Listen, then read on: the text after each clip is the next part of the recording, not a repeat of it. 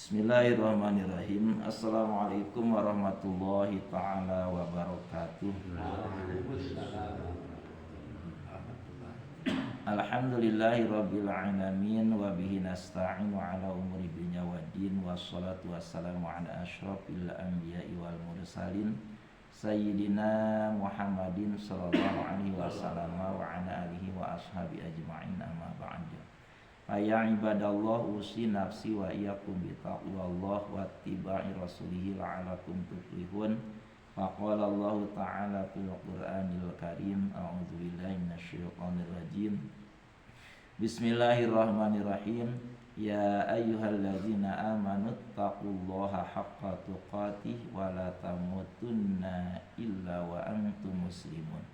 Shadaqallahul azim wa balagha rasuluhul karim wallahu a'lamu bimuradihi wa nahnu ala dzalika minasyahidin asyakirin walhamdulillahi rabbil alamin. Hadirin jamaah salat subuh yang dimuliakan oleh Allah, mari kita bersyukur kepada Allah dengan ungkapan kalimat alhamdulillahi rabbil alamin. Kita semua oleh Allah dipertemukan kembali, didudukan di tempat yang mulia berupa masjid, berdampingan dengan orang-orang yang mulia berupa orang yang beriman untuk melaksanakan amalan yang mulia berupa ibadah salat subuh berjamaah, yang mudah-mudahan kita mendapat kemuliaan dari Allah yang maha mulia dunia sampai negeri akhirat nanti. Hadirin yang dimuliakan oleh Allah, mari kita lanjutkan kembali ta'lim dari kitab Bulughul Maram, masih dalam judul bab salat tatawwu', bab salat sunat, di Subul Salamnya halaman 6, hadis ke-9. Bismillahirrahmanirrahim. Wa an Aisyata, dan dari ibunda Aisyah radhiyallahu anha, semoga Allah meridainya. Qalat, kata ibunda Aisyah, kanan Nabi sallallahu alaihi wasallam yukhaffifu. Nabi sallallahu alaihi wasallam suka meringankan ar-raqataini, dua rakaat allataini yang dilakukan qabla sholati subhi, sebelum melakukan salat fardu subuh. Hatta ini aqulu, sampai-sampai aku berkata, aqra'a, apakah Nabi sallallahu alaihi wasallam membaca bi umil kitab, yakni surah Al-Fatihah. Saking ringannya salat sunat qabla subuh yang jumlahnya 2 rakaat. Muttafaqun alaih. Hadis ini diriwayatkan oleh Imam Bukhari dan Muslim. Jadi hadirin yang dimuliakan oleh Allah Subhanahu wa taala, hadis ini menunjukkan bahwa dalam salat sunnah 2 rakaat sebelum salat fardu subuh disunatkan mempercepat agar ringan.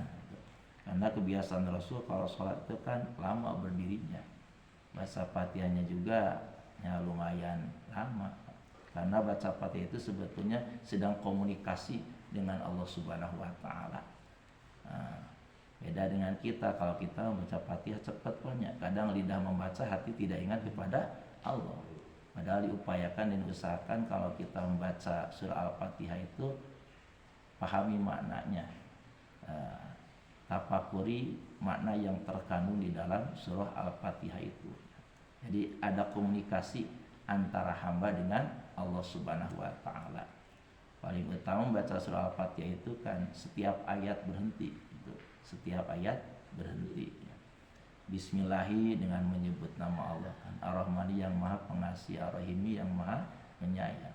Alhamdulillah, segala puji lillahi, hanya milik Allah. Rabbil alamin, Tuhan semesta alam. Ar-Rahmani yang Maha Pengasih, Ar-Rahimi yang Maha Penyayang. Maliki yaumiddin, Allah itu yang memiliki hari pembalasan, yang menguasai hari pembalasan. Iyaka, hanya kepada Engkau ya Allah, na'budu, kami beribadah. Wa iyaka, dan hanya kepada Engkau ya Allah, nasta'inu, kami memohon pertolongan. Ihdina, ya Allah tunjukkanlah kami, asyirata, kepada jalan, al-mustaqimah, yang lurus, siratal ladzina, yaitu jalan orang-orang yang an'amta, yang telah Engkau anugerahkan nikmat alaihim, kepada mereka. ghairil maghdubi alaihim, bukan jalan orang-orang yang dimurkai, waladhdallin, dan bukan pula jalan orang-orang yang sesat. Jadi Rasul kalau sholat sendirian itu lama berdirinya karena panjang membaca surahnya. Yang Fatihahnya memang 7 ayat tapi kan sapi gitu.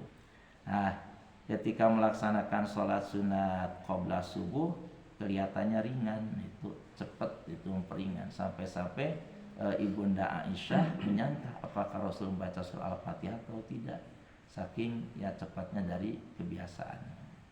Nah, hadirin yang dimuliakan oleh Allah Subhanahu wa taala, apa yang dibaca dalam melaksanakan salat sunat qabla subuh itu, nah di hadis yang sanadnya jalur dari Abi Hurairah ada penjelasannya, Pak.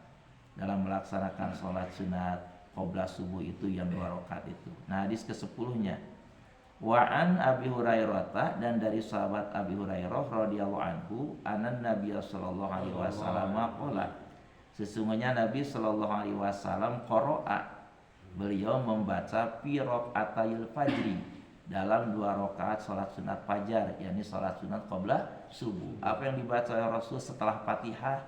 Yaitu qul ya ayyuhal kafirun, ay fil ula badal Fatihati, yaitu membaca surah Al-Kafirun di rakaat pertama badal Fatihati setelah membaca surah Al-Fatihah. Wa qul huwallahu ahadun, wa qul huwallahu ahadun, dan membaca surah Al-Ikhlas, qul huwallahu ahad, ayat tsaniyati ba'dal Fatihati, dalam rakaat kedua setelah surah Al-Fatihah.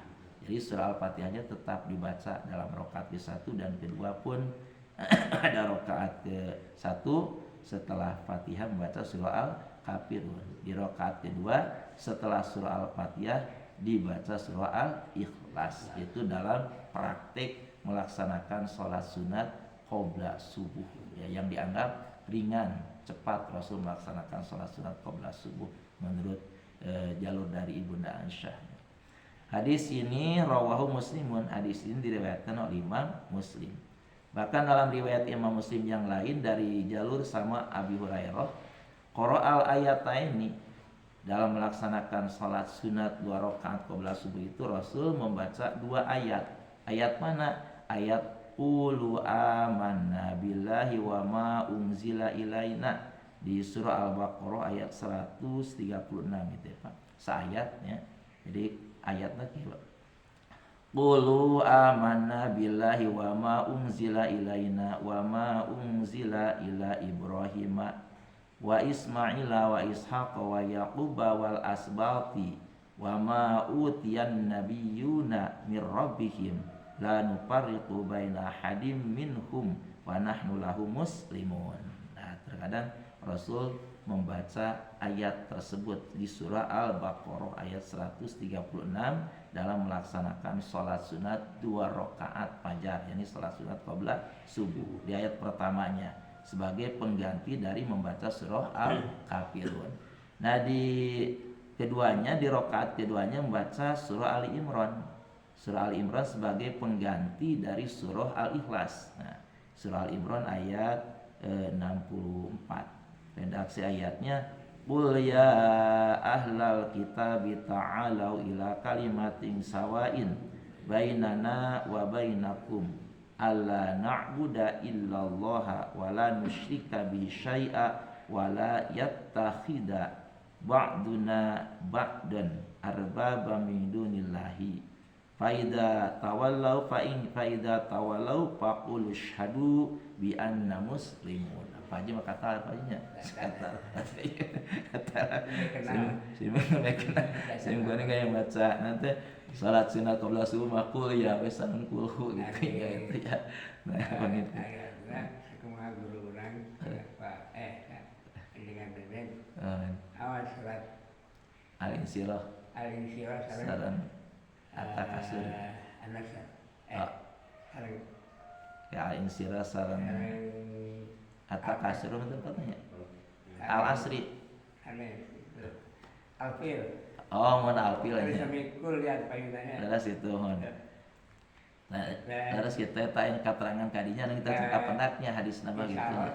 Al-insirah salam al-fil ras gitu mohon.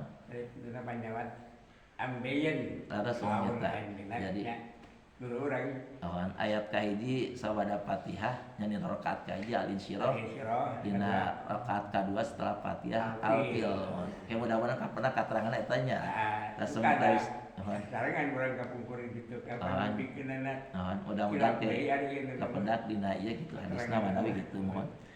Nah para wargi janten dina rakaat pertama setelah Fatihah bisa al-kafirun, dina rakaat kedua setelah Fatihah al-ikhlas atau membaca surah Al-Baqarah tadi ayat 136 di rakaat pertama, di rakaat keduanya setelah Fatihah bisa membaca surah Ali Imran ayat 64 atau surah apa saja yang semampunya karena setelah Fatihah itu membaca surah hukumnya sunat. Nah sini diterangkan Pak wafihi dalilun ala jawazil iktisari ala ayatin min wasti surati.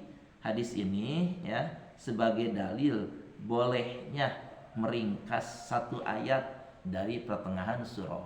Jadi bisa Pak setelah Fatihah itu membaca satu ayat silakan atau utus satu ayat satu surah itu.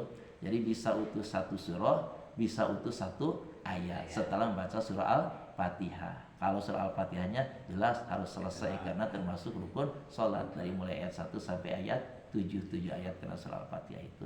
Insya Allah bisa dipahami Pak. Insya Allah. Alhamdulillah satu hadis bahkan dua hadis barusan telah tersampaikan bahkan tiga berarti ya 3 hadis telah tersampaikan. Yang barusan disampaikan yang benarnya mutlak dari Allah Subhanahu wa taala. Semoga menjadi ilmu pengetahuan bagi kita yang bisa diamalkan. Dan yang salahnya kesalahan dan kekeliruan saya sendiri semoga Allah memaafkannya. Mari kita tutup dengan doa kifarahat majlis. Bismillahirrahmanirrahim. Subhanakallahumma wa bihamdika asyhadu an la ilaha illa anta astaghfiruka wa atubu ilaik. Akhirul kalam wassalamualaikum warahmatullahi taala wabarakatuh. Waalaikumsalam.